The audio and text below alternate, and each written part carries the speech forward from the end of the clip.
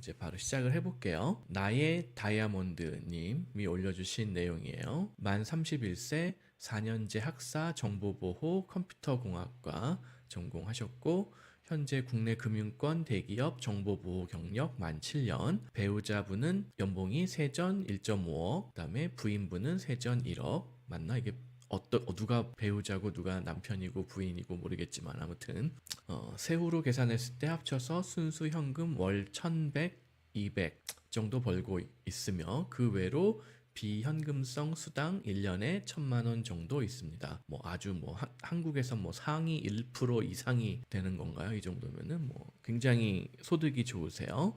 언어, 영어만 가능, 기초 여행 영어 정도, 가족사항, 배우자는 85년생, 아기가 있는데 23년생, 아주 애기죠, 말 그대로. 그다음에 친정 어머님이 60대, 가용 자금은 가지고 있는 부동산 자산 처분하면은 4억, 5억 정도지만 당장 처분은 어려움. 지금부터 준비하여 2, 3년 뒤 생각 중입니다. 안녕하세요 쌤이님. 여러 국내 상황이 염려되어 알아보다 이 카페를 알게 되어 이렇게 라이브 문의 드립니다.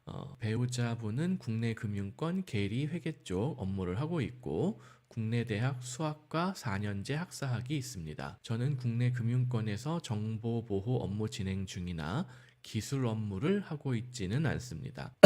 이제 이미 경력이 7년 차 짬이 있으시니까 뭐 이제 주로 이제 사무 업무 이런 뭐라 그러죠? 뭐 기획 뭐 이런 업무를 하고 이제 뭐 밑에 사람들 시키시겠죠. 저희는 아무래도 금융권이라 둘 다 국내 직장인 기준으로는 연봉이 높은 편이고 회사 자체가 안정적이라 정년 보장이 됩니다. 대신 퇴사 후 동일한 조건으로 재입사는 당연히 어렵고 동종업계 타사로 이직해도 연봉이 좀 깎일 것 같네요. 뭐 정년 보장되면은 그냥 정년 보장때까지 주구장창 다니고서 은퇴하면 되는 거 아닌가요? 뭐 다시 재입사할 필요 없잖아요. 예. 그냥 이 회사가 망하지 않으면은 그대로 뭐 버티면 되는 거죠. 뭐 실제로 대개 30년 이상 근무하고 퇴직들 하는 편이라고 하세요. 다른 이제 뭐 선배 직원들이라던가 이런 분들 연봉도 협상 없이 자동 인상되어 스트레스도 적습니다. 아마 뭐 금융노조 뭐 이런 게 있을 테니까 뭐 그거에 맞춰가지고 자동 인상이 되겠죠. 그래서 지금 국내 삶에 크게 불만이 없습니다. 저희야 한국에서 어찌저찌 자리 잡고 지낸다 해도 아이들 생각하면 이 나라에서 살게 하는 게 너무 미안한 상황인데요. 남편은 해외 나가서 뭐 먹고 사냐면서 기술직으로는 살 자신이 없다고 합니다. 몸으로 하는 일은 적성에 전혀 안 맞음. 근데 뭐 계리 회계 전공이시잖아요. 계리 회계 전공의 수학과 출신이면은 뭐 파이낸스 쪽으로 더 공부를 하든 뭐 회계 쪽 업무를 했으면은 뭐 회계사 뭐 하다못해 뭐 미국 회계사 자격증이라도 취득을 하든 하면은 지금 받는 연봉을 결국에는 넘어설 수 있을 것 같기는 해요. 근데 이제 지금 충분히 받고 있는데 굳이 내가 왜 그런 개 고생을 해야 되느냐? 왜 영어 공부를 해야 되느냐? 뭐 왜 독일어 공부를 해야 되느냐? 지금도 잘 먹고 잘 살고 굳이 그런 고생을 안 해도 되는데 뭐 그런 부분이 있기는 있죠. 아이는 한국에서 키우다가 대학을 해외로 보내주자 입장이고 저는 아이를 생각하면 일단 해외 영주권이나 가능하면 시민권을 미리 준비해 주는 게 큰 자산이라 생각합니다. 아이를 한국에서 초중고를 다 보내고 대학만 해외로 보내겠다 하는 게 일반적으로 뭐, 뭐 불가능한 계획은 아닌데 아주 좋은 계획은 아닐 수도 있다는 거예요. 왜냐면은 초중고를 해외에서 보내지 않으면은 영어가 됐건 독일어가 됐건 사실은 어느 정도 한계가 있거든요. 물론 그걸 뛰어넘고서 뭐 한국에서 고등학교 졸업하고 뭐 재수하다가 해외 유학 가가지고 뭐 의사, 변호사, 뭐 회계사, 뭐 아니면 개발자, 뭐 심지어 교수 뭐 이렇게 되신 분들은 수두룩하기는 해요. 수두룩하기는 한데 이왕이면은 초중고부터 해외에서 다닌 아이에게 더 많은 기회가 있다. 자, 거꾸로 생각을 해봐요. 남편분이 지금 국내에서 수학과 4년제 졸업하고 뭐 계리 회계 이런 쪽 업무를 하고 있어요. 만약에 이분이 수학과 출신인데 영어가 원어민이야. 그리고 아예 초중고를 어디 뭐 미국 동부나 어디 뭐 미국 서부 이런 데 나와가지고 미국에서 액추어리가 뭐라죠?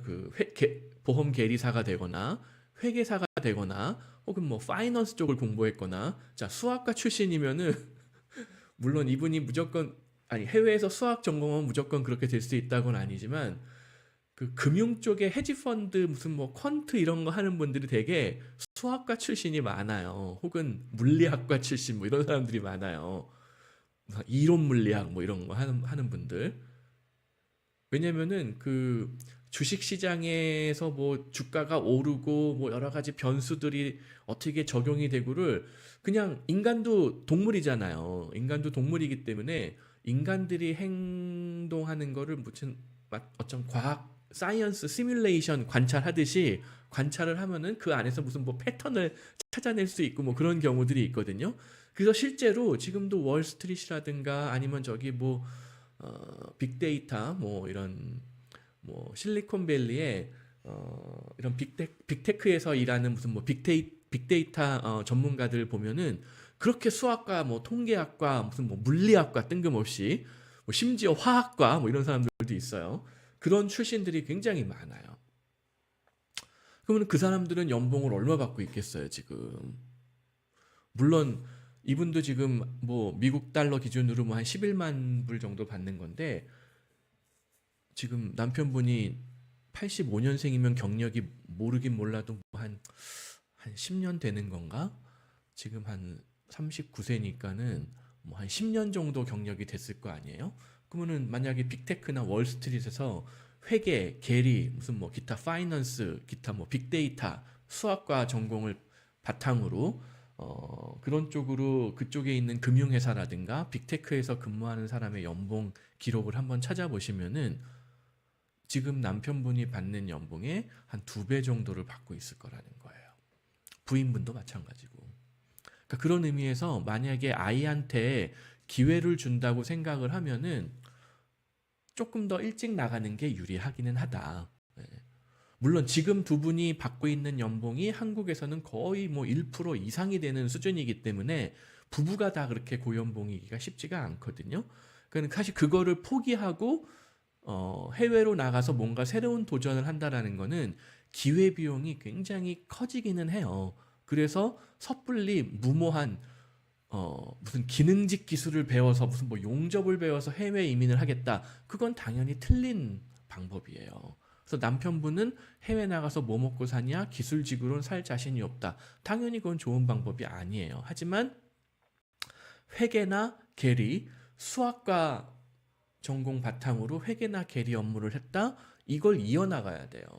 이거를 이어나가서 전문직으로 더 지금보다 많은 연봉을 받을 수 있도록 준비를 하는 게 필요하다. 예. 그러니까 되게 이제 많은 분들이 착각하는 게 해외에 이민 간다고 하면은 한국에서의 좋은 것을 포기하고 해외의 나쁜 직업 뭐 3D 업종에 뛰어들어야지만 이민이 된다라고 이제 오해를 하는 경우들이 있는데 그렇지 않다는 거예요. 실제로 제가 도와가지고 뭐 취업에 성공하신 분들 보면은 오히려 한국에서는 뭐 막말로 거의 뭐 노가다 막노동 하는 분들 공부시켜가지고 회계사 만들고 뭐 이런 경우가 비일비재해요. 제 가까운 사례로 제 막내 동생 한국에서 그냥 백수 페인 스타크래프트 온라인 게이머 뭐 이런 거였단 말이에요. 걔 사람 만들어가지고 회계사 시켰다고요. 호주에서. 그 제 막내 동생뿐만 아니라 그 동네에 노는 애들 다 제가 불러다가 호주에서 회계 대학원 집어넣고 다 공부시키고 그래서 그 회계사끼리 막 결혼해서 막 한 경우도 있고 제가 호주에서 회계사 시킨 사람들끼리 결혼해가지고 그런 경우도 있고 그래요.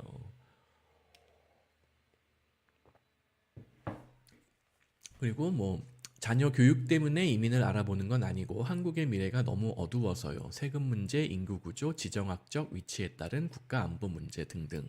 그쵸. 이건 뭐 조금만 머리가 돌아가고 국제 정세에 대해서 조금만 관심이 있는 분들이라면은 굉장히 리스크를 인지할 수가 있죠. 당장 지난주에 지금도 있나? 중국이 군사훈련하면서 대만 봉쇄훈련 하거든요.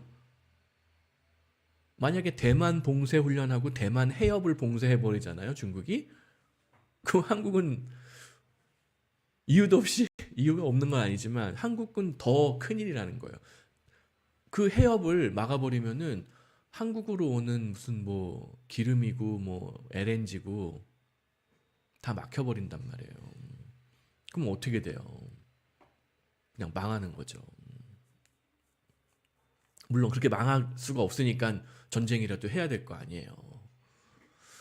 자, 한국에서 같은 문화와 같은 언어를 가지고 살고 싶은데 외국 나가면 저희도 아이도 다 적응을 새로 해야 하는 문제도 있고 되도록이면 여기 살고 싶은데 미래가 너무 어둡네요. 아이는 뭐 이 나이에 가면은 적응 문제는 별로 없을 거예요. 오히려 엄마 아빠가 이제 새롭게 적응을 해야 되고 또 이제 엄마 아빠도 나이대가 좀 다르거든요. 엄마는 30대고 아빠는 85년생이면 이게 40대는 아닌가 아직? 39세? 뭐 이 정도 된 거잖아요. 그러니까 엄마 아빠는 조금 더 고생을 당연히 할 수밖에 없고 아이는 생각보다 고생을 안 해요. 엄마 아빠가 아이를 걱정할 때가 아니라 엄마 아빠를 걱정을 해야 돼요. 그래서 제 직업은 그래도 호주나 독일에서 구할 수 있을 것 같다고 하는데 맞나요? 그러니까 컴퓨터 정보보호 전문가다 혹은 뭐 정보보호 관련해서도 뭐 이제 뭐 하드웨어적인 정보도 있고 뭐 소프트웨어적인 정보도 있을 수가 있고 뭐 내가 그거에 관련해서 개발도 할 수 있고 뭐 커널 모드까지 들어가가지고 뭐 다 코딩을 할 수 있다.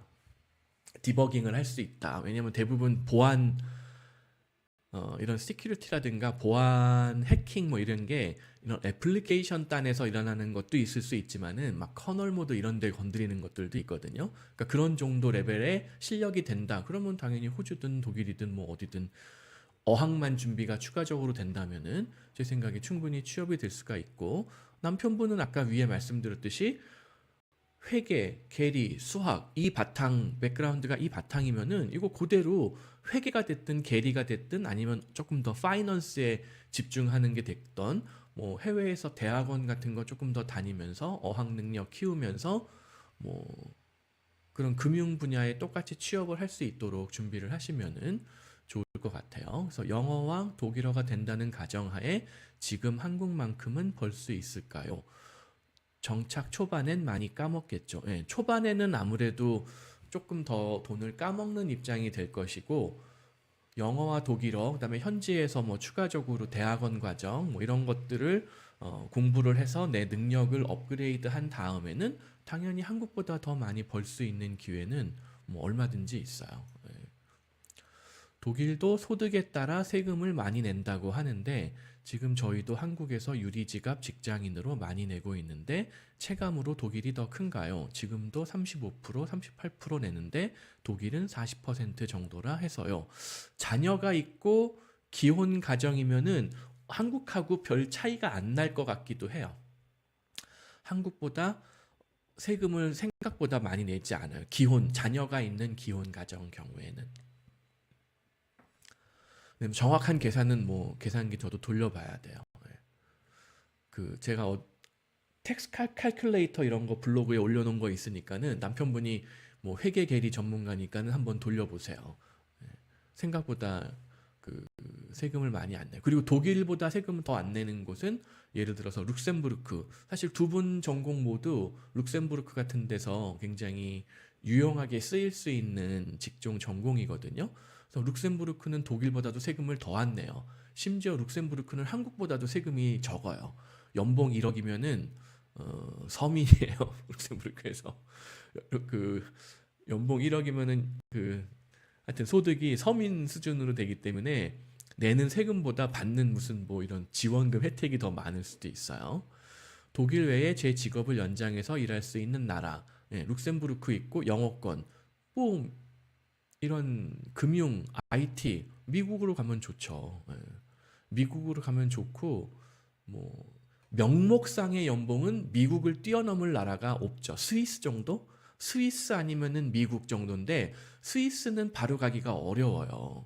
불가능은 아니지만 통상 독일에서 먼저 시민권을 확보하고 스위스로 넘어가는 거. 그러면 이제 독일어 공부하고 영어 공부 뭐 병행을 해가지고 독일에서 경력 쌓다가 독일 시민권 받고 스위스 어디 뭐 쥬릭, 취리히 이런 데로 간다. 그러면 연봉이 뭐 어마어마해요. 사실은 그 얼마 전에도 제가 그 독일에서 다큐멘터리 본 게 있는데 독일에서 그냥 고등학교 졸업하고 그 공항에서 이런 체크인 카운터에서 일하는 분들 있잖아요. 한국에도 인천공항에 보면은 그 체크인 카운터에서 뭐 발권해주고 뭐 이거 짐 실어가지고 이거 태그 붙여주고 하는 분들 있잖아요. 이거 사실 고연봉을 주기가 어려운 직종이잖아요. 스위스 취리히에서 그러니까 독일에 있는 사람이 이제 외노자로 외국인 노동자로서 국경 넘어가지고 그 스위스 취리히 가서 일하는 경우들이 많거든요. 근데 그게 6천 유로를 받아요. 6천 유로. 그 단순 업무? 완전 단순 업무는 아니지만 그렇게 아주 막 전문성이 있는 전문직은 아니잖아요. 근데 6천 유로를 세후로 받아요. 네트로. 세후로 6천 유로를 받아요.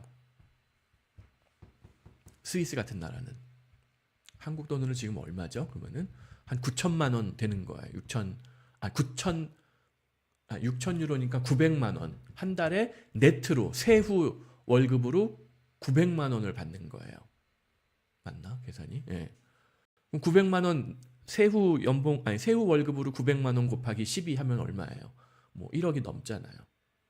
거의 뭐 1억 800만 원? 뭐 이 정도 되겠네요. 예. 그러니까는 그냥 단순 계산으로 연봉이 많은 나라 하면은 미국, 스위스, 그다음에 룩셈부르크도 연봉이 좀 센 편이고. 그러니까는 나는 일단 뭐 실질 소득 뭐 이런 거 모르겠고 그냥 일단 명목상으로 돈을 많이 받고 싶다. 미국, 스위스, 룩셈부르크 한 요 세 나라 정도를 목표로 하시는 게 좋아요. 친정 엄마까지 같이 모시고 갈 수도 있나요? 독일은 지금 가능해요. 룩셈부르크는 아, 룩셈부르크는 이론적으로는 가능한데 친정 어머니의 자금 상황, 자산 상황 뭐 이런 거하고 달라져. 이거에 따라서 달라져요. 친정 엄마가 스스로 생활을 할 수 있다. 스스로 자기 어떤 자금, 경제적인 능력, 독립적으로 생활할 수 있다. 뭐 이런 게 증명이 되면은 같이 가실 수도 있으세요. 현금 자산 없고 7억짜리 아파트 그 정도면 가능성이 있어요. 네. 회사가 안정적인 편이라 아이 한 명당 육아휴직이 3년까지 가능합니다. 지금 1년 정도 썼고요. 국내 육아휴직 중에 해외永주권 준비 가능하다고 하는데 맞나요? 네, 맞아요. 둘째 계획도 있어서 6Q 신청해 놓고 해외 가서 준비하면 어떨까 싶어서요. 네, 당연히 좋은 아이디어예요. 세미님은 해외에 오래 계신 것 같은데 배우자분하고 두 분 다 해외 살면서 외롭다 느끼신 적은 없으신가요? 저희는 이제 애들이 많아서 외로울 틈이 없어요, 사실은. 애들이 셋이면은 외로운 게 문제가 아니라 사건 사고가 끊이질 않기 때문에 바빠요, 생각보다. 생각보다 바쁘기 때문에 별로 외롭다고 느낀 적은 없는 것 같아요. 마음 맞는 친구를 사귀기 어렵고 주변 이웃과 어울리지 못하고 고립되어 한국을 매번 그리워하며 살면 어쩌나 걱정이 돼서요. 그러면은 뭐 현지에서 학교 대학원 다니면서 친구도 사귀고 주변 이웃과도 친하게 지내고 한국을 한국을 그리워할 일은 사실 국밥 정도밖에 없어요. 국밥이 먹고 싶은데 여기는 국밥을 잘 안 파니까 그런 류의 국밥은 잘 안 파니까 집에서 뭐 닭곰탕 해 먹든가 아니면 사실 저희 요번 주에도 계속 설렁탕 먹었거든요. 근데 그 설렁탕 그 독일에 이제 교민들 많이 거주하는 동네 반찬 가게에다가 주문하면은 독일에서 룩셈부르크까지 배달이 와요. 이렇게 트럭으로. 그러니까는 뭐 룩셈부르크나 프랑스 이쪽 사는 사람들이 뭐 벨기에 뭐 이런 데 사는 사람들이 뭐 룩셈부르크까지 와가지고 다 받아가더라고요. 그래서 하여튼 뭐 그런 거 먹을 마음 먹으면 먹을 수 있는데 한국보다 좀 힘들게 먹는 거죠. 그리고 조금 뭐 제대로 된 한국 음식 먹고 싶다 그러면 파리 정도는 가야 되고 뭐 런던도 마찬가지고 그리고 뭐 중국 음식 좀 제대로 먹고 싶다. 그러니까 한국식 중국 음식 또 먹으려면 파리 정도는 가야 되고, 아니면 뭐 진짜 제대로 된 홍콩 스타일 중국 음식 뭐 이런 거 먹으려면은 뭐 네덜란드 헤이그 정도는 가야 돼요. 그러니까는 한국도 요새 그러잖아요. 무슨 뭐 우동 먹으러 일본 가고 그러잖아요. 그거 비슷하게 저희도 뭐 돼지국밥, 뭐 순대국밥 먹으러 파리 가고, 무슨 뭐 딤섬 먹으러 뭐 북경오리 먹으러 헤이그 가고 뭐 그래요. 예. 그리고 나라 미래만 아니면 그냥 한국 살고 싶어요. 뭐 사실 그냥 한국 살아서 안 될 이유는 없어요. 꼭 그 해외에 나가서 뭔가 새로운 도전을 하고 싶은 사람을 뭐 도와주는 게 제 일이지, 한국에서 나는 뼈를 묻고 싶다라는 분을 억지로 멱살 잡고 끌고 나와서 뭐 해외로 가야 된다, 뭐 이렇게까지 얘기할 필요는 없을 것 같거든요. 실제로 다른 독일 카페에서는 제가 올린 질문은 아니지만 부부 세전 2.5억 정도면 그냥 한국 살라는 사람이 대부분이더라고요. 음, 요거는 조금 다른 이슈가 있을 수 있어요. 무슨 말이냐면은 그 카페에서 그런 댓글을 다는 사람들의 대부분은 세전 2.5억 정도를 벌어본 적이 없는 사람들인 거예요. 자기 주변에 세전 2.5억 벌면서 자산이 뭐 한 뭐 몇십억 되면서 좀 한국에서도 상위 1% 이상의 그런 삶을 살아본 적이 없는 분들이라는 거예요. 지금 사실 이분도 연봉이 많지만은 부동산 자산 다 이렇게 연봉을 많이 받았어요, 지금. 이렇게 연봉을 많이 받는데 경력도 7년, 10년인데 부동산 자산 다 처분하니까는 자산이 뭐 가용자금이 4.5억인지 4억 5억인지 전체 자산이 4억 5억밖에 없다는 건지는 제가 모르겠지만은 연봉 그렇게 많이 받았는데도 다 어떻게 하신 거예요? 그 왜 못 모으셨어요? 자산을.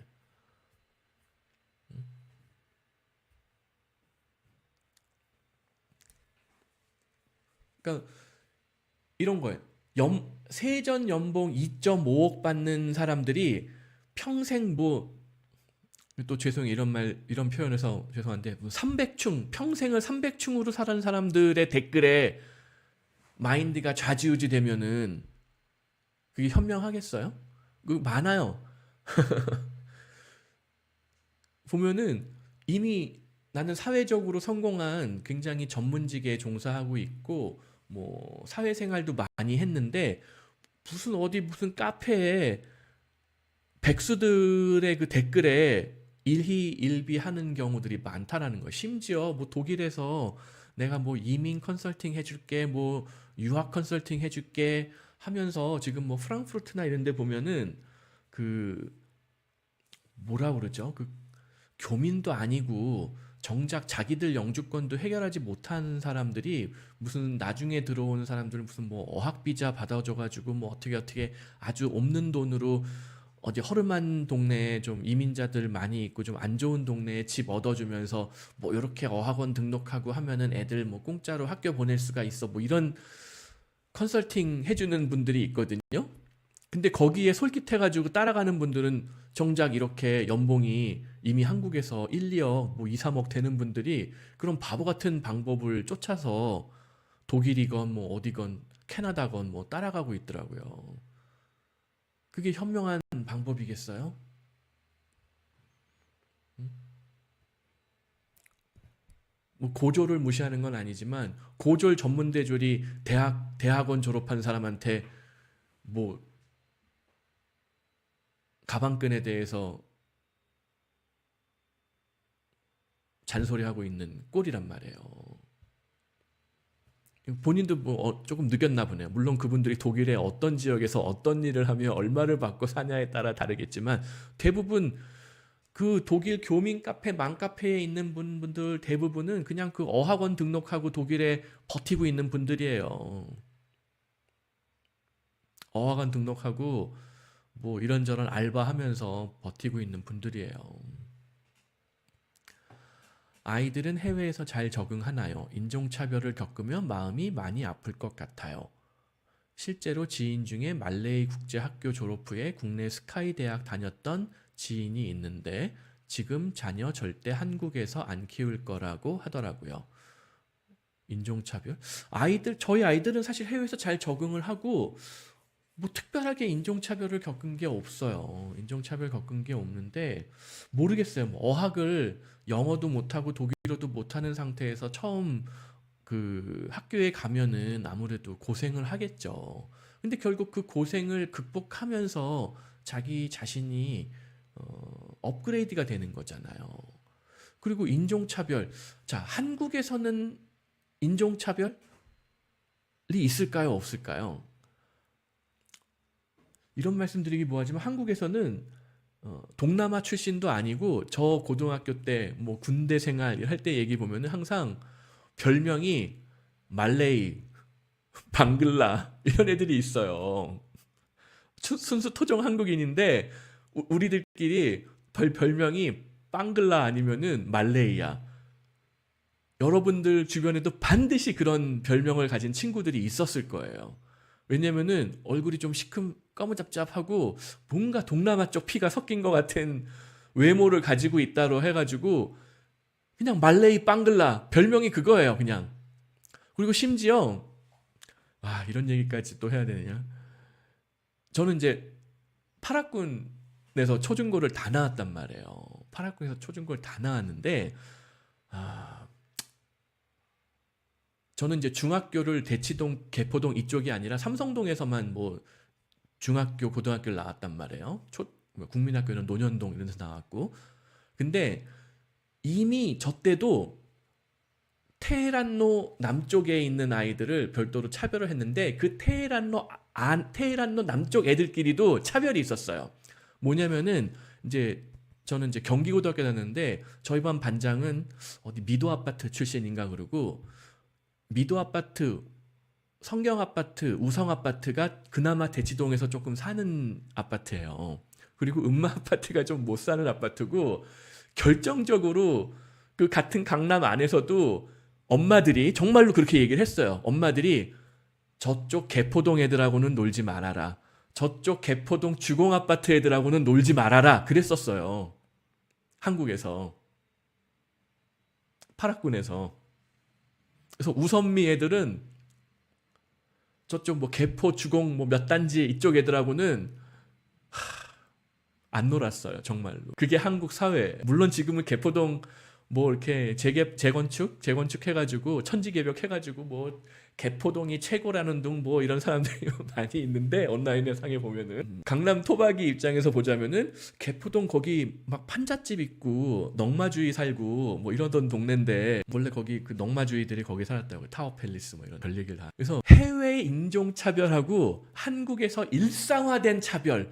빵글라 말레이, 여기 지금 말레이 국제학관이 갑자기 생각이 나요. 친구들 중에 그런 별명을 가진 애들이 있어요. 빵글라 말레이. 그럼 걔네들 얼마나 기분이 나빴겠어요. 그냥 뭐 친구들끼리니까 뭐 웃고 넘어가지만은 그게 사실은 인종차별, 전형적인 인종차별이란 말이에요. 심지어 인종차별이 아니라 아파트 동네가 어디냐에 따라서도 요새는 자, 너 음마 아파트 몇 동이야? 거기 몇 평? 저기 뭐 주공아파트 어디 몇 동, 그럼 평수가 다 나오잖아요. 그리고 요새는 옛날에는 그게 좀 덜했는데 요새는 아예 무슨 호갱노노 이런 거 보면은 시세까지 나와요. 그래서 엄마들이 저쪽 아파트 애들하고는 놀지 말아라. 그나마 아파트면 다행이야. 야, 빌라 애들하고는 섞이지도 말어. 이게 현실이라는 거예요. 대한민국. 물론 이제 두 분은 연봉 많아서 좋은 동네에서 비싼 아파트 살고 계시는 거 맞죠? 이 정도 연봉 받으면은 파락군 아파트 사는 거 맞나요? 강남 서초 아파트 사나요? 그러면은 이 정도가 아니어야 되잖아요. 자산이 뭐 한 3, 40억은 돼야 됐을 거 아니에요. 연봉을 그렇게 많이 받는데도 강남 서초를 입성 못한 거잖아요. 지금. 그럼 뭔가 이상하다라는 느낌이 안 드세요? 그래서 동양인과 서양인 피지컬 차이도 크고 여러모로 한계를 느꼈기에 아시아권 이민을 생각하더라고요. 근데 이게 굉장히 컴플렉스예요.